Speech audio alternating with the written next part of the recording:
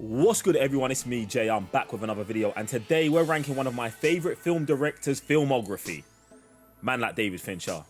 Now if you haven't already, make sure you're subscribing to the channel. We're on the road to 10,000 subscribers. Hit the thumbs up and the notification bell so you get notified every time I drop a banger. Other than that, follow me on Twitter, Instagram and all other places where social media exists at JiCanWin.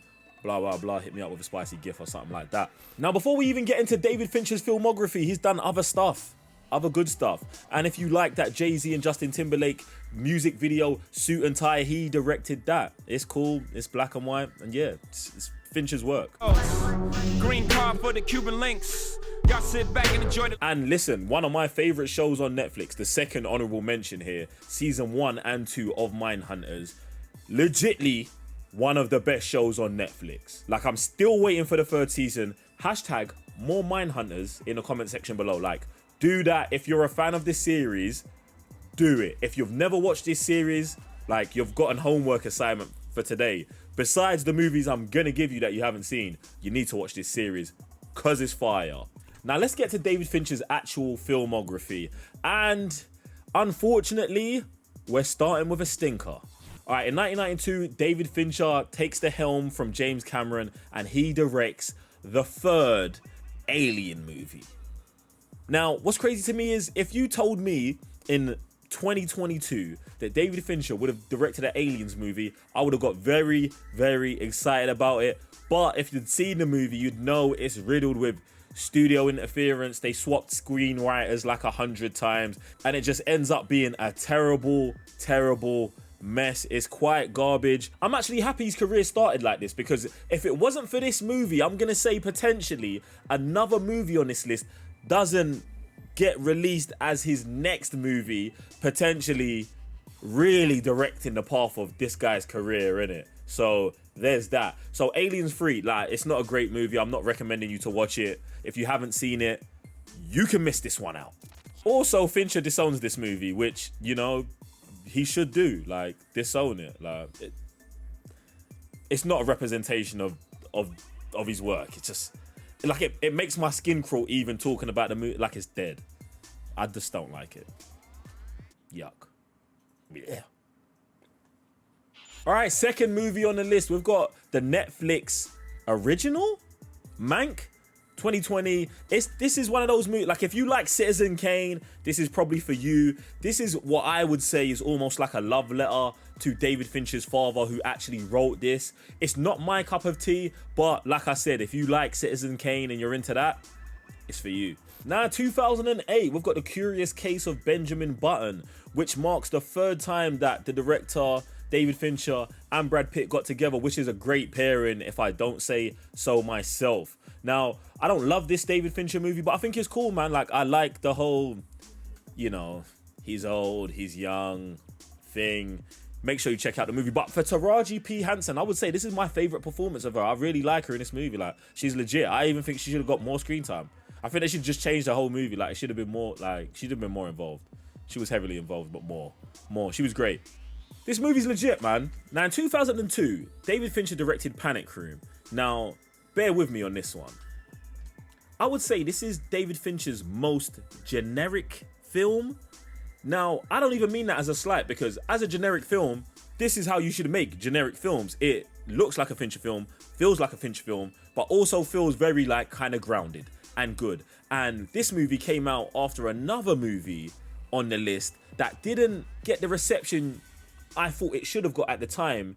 Hence why I would say he played it safe with Panic Room. And if you're going to play it safe, I would play safe with Panic Room. It's a pretty good movie. It's pretty legit. I like it. Jodie Foster, Forest Whitaker, Jared Leto. It's decent, man. I feel like this is where he starts getting really spicy with David Fincher. The Girl with the Dragon Tattoo, 2011. Now, obviously, you know how I feel about, like, Gotham, Batman, and all that stuff here. We love that. This movie, I get, in fact, actually, a whole bunch of these movies are actually on the Letterboxd. So yeah, but this one stands out, especially to me, because I just think it's a dark thriller. It's gritty. Daniel Craig, Rooney Mara gets like a for this, I believe. Like, this is like one of those great, I want to say, definitive Fincher movies. Like, it is, man. The Girl with the Dragon Tattoo, this is fire, man. And I even like the sequel that's not directed by David Fincher. This one definitely better. But yeah, The girl with the dragon tattoo. Fire. Listen, let's just take a quick break and everyone just whip out your phones, and if you haven't already, download the app Letterboxd and follow me on there. Like, if you enjoy these videos where I talk about movies, on there I'm like addicted to putting movies in lists. So all the lists that we make on the YouTube videos, they're there, plus a whole bunch of other lists with like hundreds of movies, because it's easy to do them on there than make hour-long YouTube videos, but you guys would probably enjoy that as well. But anyway, Letterboxd, follow me there, JiCanWin. And on the rest of the social medias, you know what time it is. It's mad to me that in 2011, David Fincher was dropping fire, because he was also dropping fire in 1997 with Michael Douglas in The Game. Now, if you're like a paranoid person, it's probably not the movie for you. Or maybe it is the movie for you. I don't know. But this movie is a madness. Like, I think this is one of his most underrated movies of all time, for sure. And I definitely think it's because of the end. Like, I'm definitely not going to spoil the movie. But it's got a very Fincher-like ending, and it rubbed a lot of people up the wrong way. But you know what we do here on this channel, like, we call it for what it is. This fire. Sean Penn's in it too, somewhere. I mean, he's in a lot of the movie, but yeah, Michael Douglas, Sean Penn. So now, bear with me, because we're jumping all over the Fincher timeline. We're in 2007 now. So Panic Room came out 5 years ago. David Fincher takes 5 years hiatus, and he comes back with this movie. Now, this movie gives you the science bros from the MCU, Robert Downey Jr. and Mark Ruffalo, paired up with Jake Gyllenhaal, fine actor if I don't say myself, in Zodiac. Now, I think the craziest thing about Zodiac is that it's still not solved. Yeah, it's a bit mad, isn't it? So there's that. Plus the movie's fire. I'm not going to tell you too much about it. Watch it or do real life research on it. It's crazy. Yeah, man, Zodiac's super legit, and I love that this ends up being one of the movies that actually later on goes to inspire Matt Reeves when we're talking about the Batman. So yeah, the Riddler character is loosely based around the Zodiac killer who is in this movie, which this is based on real events, which is still unsolved. Like I said, it's all mad. You need to watch this movie. Now, I'm just gonna warn you, like, we just went from paranoid schizophrenic games to like a real life serial killer. So we're gonna kind of lighten the load and just get to two friends who are kind of having a dispute over one of the biggest social media networks ever. This is the 2010 movie, The Social Network. Definitely one of the most influential films of 2010, and it also won the 2010. It also probably got Jesse Eisenberg cast in Batman vs Superman as Lex Luthor. It also brought in Spider-Man. It's the second Spider-Man, Andrew Garfield. It brought in the Amazing Spider-Man in this movie, where he was nominated for Best Supporting Actor. And also we brought back Justin Timberlake from one of the music videos to star in this too. And he's pretty legit, man. I feel like Justin Timberlake's a pretty much underrated actor. Maybe it's just because he does music and he transitioned over. But yeah, I like Justin Timberlake when he pops up in movies, and I think The Social Network is a banger. All right, now we're getting into our top 3 Fincher movies. And my third favorite Fincher movie, starring Batman himself, Ben Affleck, Rosamund Pike, also nominated for Best Actress, It's Gone Girl. A psychological thriller based on a novel, as many of David Fincher's movies are. This is wild. I'm just gonna say this is the story of a dysfunctional I don't even know if I can call it. This is crazy. That kind of sums it up, man. Yeah. She's nuts. But yeah, Rosamund Pike, like, I don't know whether to clap for you or cry. Like, it's mad. Like, I don't know, like, if she's married, I don't know how. Like, how does her husband sleep next to her, bro? It's wild. It's wild. It's wild. Now, it's crazy to think for me that in 1995, David Fincher had, like, Seven was released. Now, I'm gonna say that this is actually his real and true directorial debut. Because, obviously, after the debacle of Aliens 3, this is the next movie that comes out. And I think he was like, yo, they made me do that. Now I'm just giving them what I really want to give them. Like, Brad Pitt, Morgan Freeman, Gwyneth Paltrow.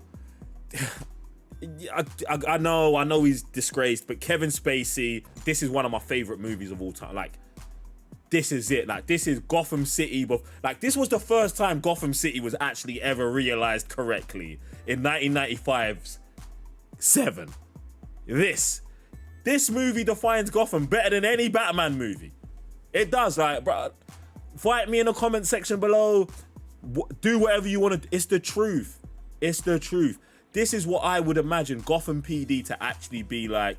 7 is mad. And you know what I love about this more? I love that Brad Pitt and Morgan Freeman were like, there was questions about changing the ending because yes, there's a theme.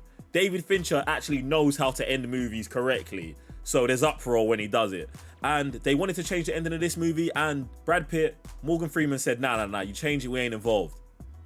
And they didn't change it, and they are involved, and it makes one of the greatest movies of all time, if I don't say so myself. So yeah, 7. If you have not watched this, I'm gonna say make sure you're in a secure mental place and feeling safe about life, and enjoy yourself. Have a good Friday night.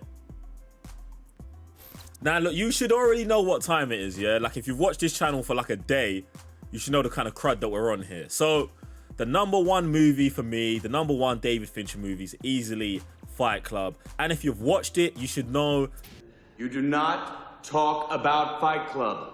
And if you ain't watched it, you need to watch Fight Club and then not talk about Fight Club. Like that. But you know what you can talk about? This channel. We're on a road to 10,000 subscribers, so hit the subscribe button, hit the thumbs up, and hit the notification bell so you get notified every time I drop a banger. Other than that, social media, follow me, Twitter, Instagram, TikTok, Letterboxd, and everything other than that. You know what to do between now and the next video. Dominate, dominate, dominate. Oh, God! Oh, God!